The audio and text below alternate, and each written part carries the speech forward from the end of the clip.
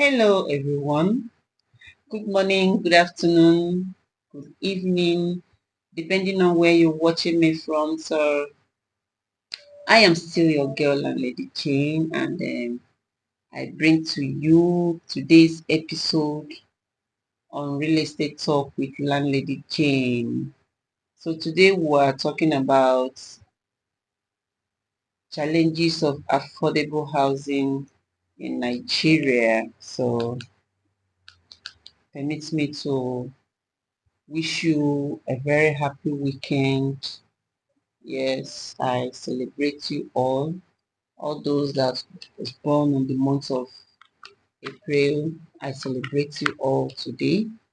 So affordable houses, we know in many countries now, house deficit has become a very big challenge to many countries as we speak now. So Nigeria is also one of them who is having a house deficit.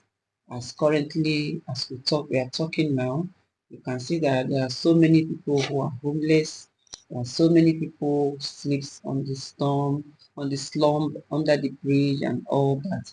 And as long as people keep migrating from the rural area to the urban area, permit me to say that getting affordable house will be a challenge to every one of them. So today we are talking about why do we have this challenge? Why are we not having affordable house in our dear country? Wherever you are, whether you are a Nigerian or you're a foreigner, in any country you are, why are we experiencing house deficit? Why are we experiencing why are we not having affordable houses around us? So one of the cost of this is a high cost of land and construction materials. High cost of land is one thing that people faces because before they begin to get save money to buy property and all that, they face a lot of challenges, and then after buying this land, there is another a rope to cross, that is buying construction materials like cement, roofing materials, a lot of things you need to construct a particular building. You find out that they are all on the high side, and some people will tend to just buy the land and keep it until God knows when. You see, if you go to places, all these developing places we have right now, you will see a lot of estates sold out, a lot of places are for sale, and other people are buying. But the problem is that people are not actually building, they are not developing these places. We can say it's because of these construction materials are not really affordable, they are on the high side.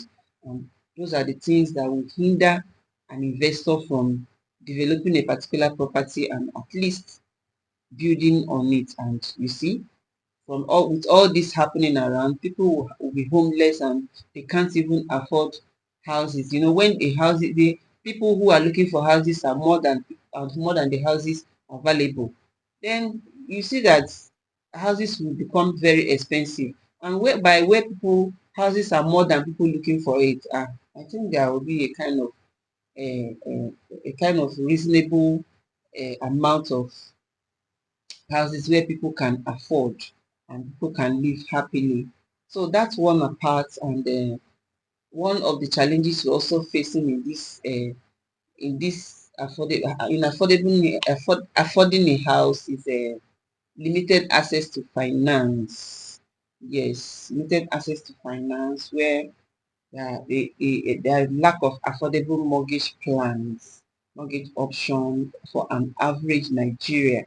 And even when you go out there to get a loan, the payments and terms on that loan will not, it won't be conducive. You see, you are paying a lot of money just because you collected loans and all that. So it's not really a good advice for people, especially the first-time home buyers who want to borrow money, loans, and all that just to buy a particular property. Remember, that what you are going to pay on that loan is actually will be a huge money. So with that fear, people don't really borrow money to come and start building and all that. They are scared because the payment terms are not just conducive. The interest is on the high side. So you can see that you don't it won't be easy for somebody who wants to borrow money to do all that. So the next thing we have in line is population growth and urbanization. As long as people keep migrating from rural to urban areas, we'll be facing this house deficit. And why don't people just stay where they are and develop where they are? And we keep congesting a particular place and everywhere is so congested. We are not even breathing well. In some of the states, yeah, we are not breathing well. So population growth and urbanization is one of the challenges we are facing in affording house in Nigeria. So I think the rate at which people are migrating is on the high side now. So I don't think people who are living in the rural area are actually facing these issues. It's actually mainly on the urban areas in the cities and all that. So that is it. And another point we have is inadequate government policies and support. It's not that these policies does not exist. Yes, these policies actually they exist, but they don't poor implementation. People tend to hijack, like when we have a national housing fund and all that. Those things are actually there, but there is no proper coordination. People are not, the citizens are not making, they are not, it's not even within reach. If it's within reach, we can make use of it, but these laws are being implemented, but it is not well coordinated and it looks abandoned or something. If we have a things like that, if we have a government federal initiative like that, we'll be able to people will be able to do acquire land and build on it, because the loans and the interest on the money they are going to be getting there will not be on the high side, because we all know that when it has to do with government stuff, it tends to be less than when it's on private, when it's a private issue. But then these laws have been implemented, but it's not well coordinated, and before you know it, we won't hear about those things again. Then land tenure and ownership system is also one of it. People, you don't even know who owns that. By the time people are land disputes everywhere, and a land that is under dispute, you can't go there and start building until all these things are settled before an investor will come in and start building his or her apartment. So don't forget, we are still on the issue of challenges of affordable housing in Nigeria. So the last we have here on the list is infrastructural deficiency. There is no much social amenities like drainage system, electricity, good roads, and all that, water supply. And when you don't have all these things, a particular place will not be able to develop. People won't go there to start building. Neither will, even if you build, people will not go there to live, because there is no infrastructure. There's nothing attracting them on that side. So you see how these things work.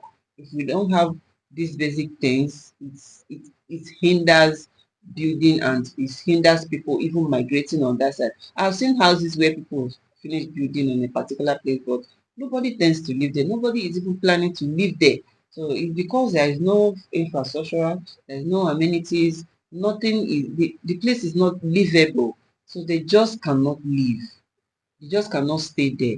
So these are the things actually hindering people or hindering investors from building houses. And I suppose if these things are being treated or being looked into, yes, people will be able to start developing their properties, and then this housing deficit we are having will be on the lower side, because as we speak is on the high side, and so many people cannot even afford paying rent and or talk of being a landlord. So it's not easy where you have the land, because someone can actually buy land for 1 million naira. And what about the money you are going to use to build the house?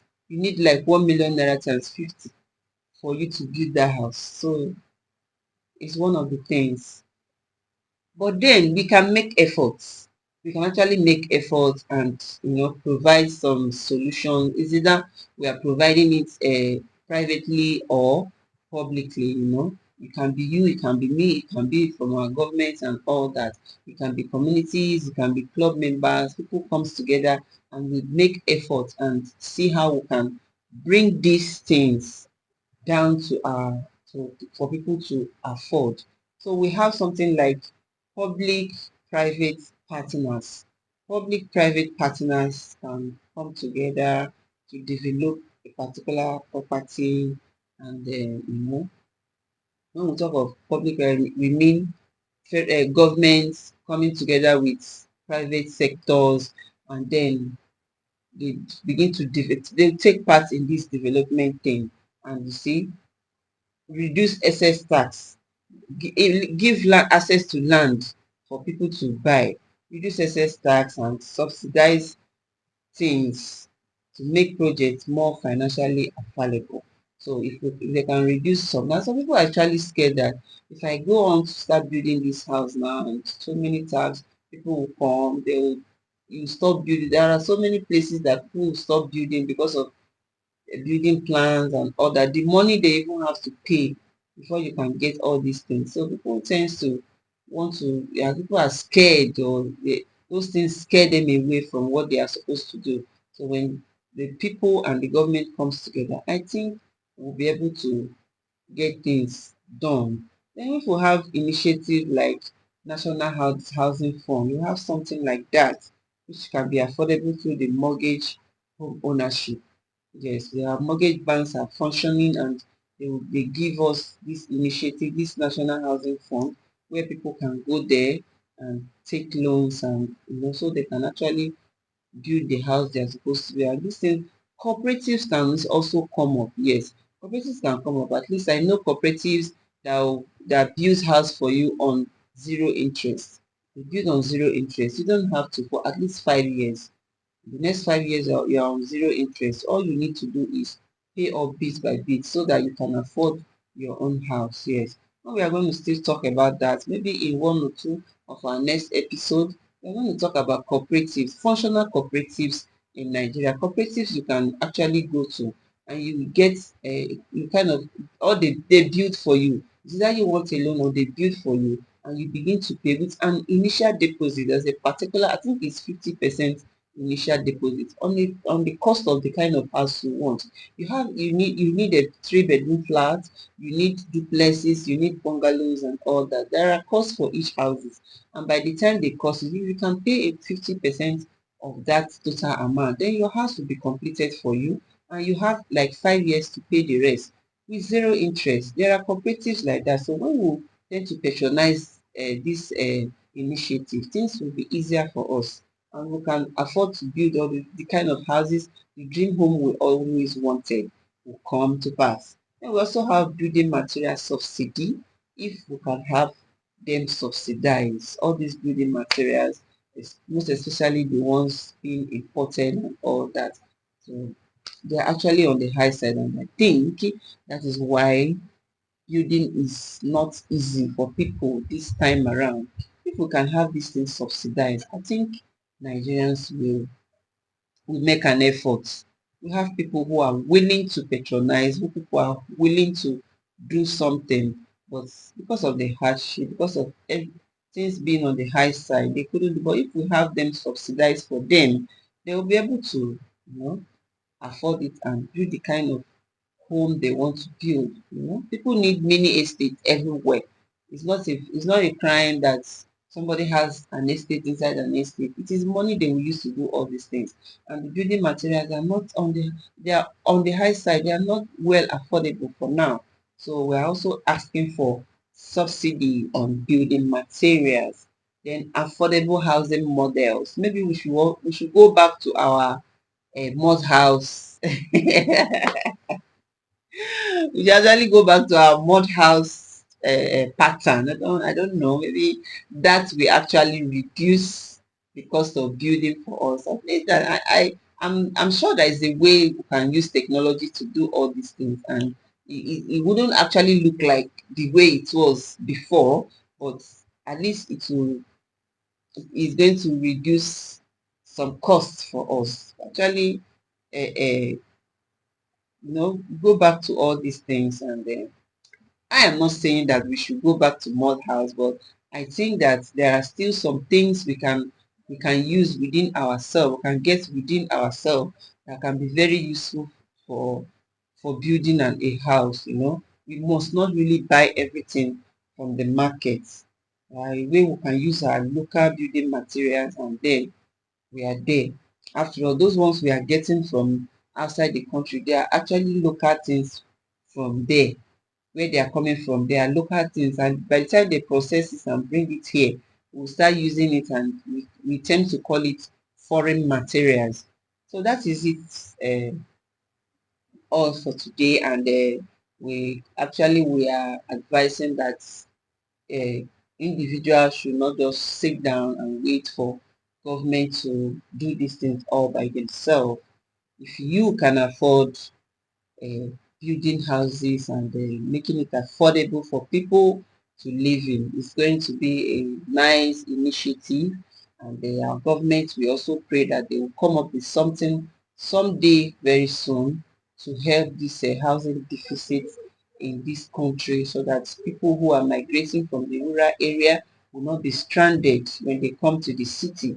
They will have a place to stay. They can even afford to stay, even if it's a room, a self-contained for them to stay. We know the prices of houses now, and people want to survive.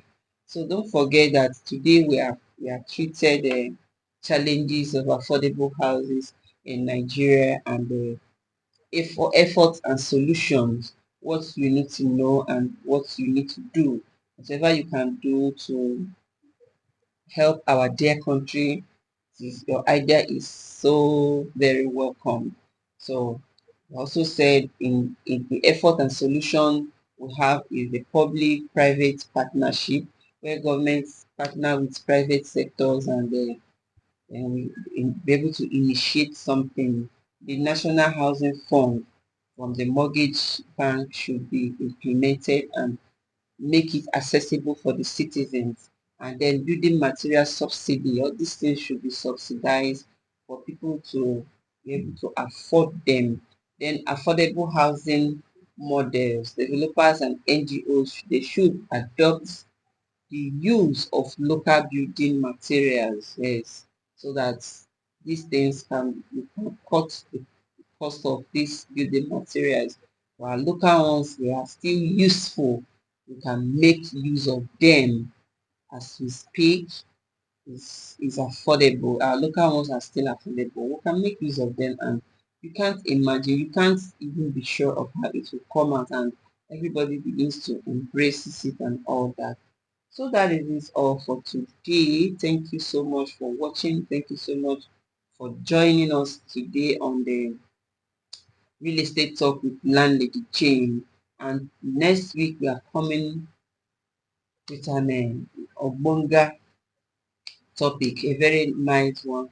And sorry, I wish you happy Easter in advance.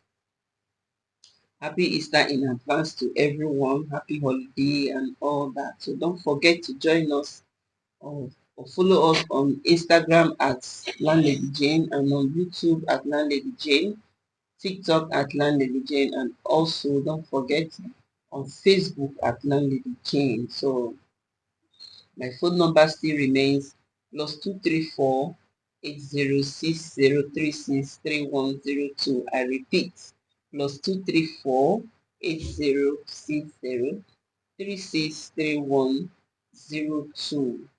And thank you so much for joining us. Bye.